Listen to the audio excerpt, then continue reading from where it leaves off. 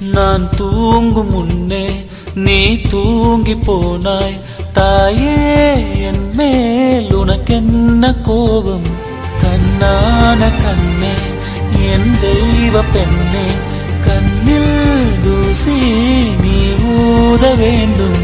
ஐயோ ஏன் இந்த சாபம் எல்லாம் என்றோ நான் செய்த பாவம்.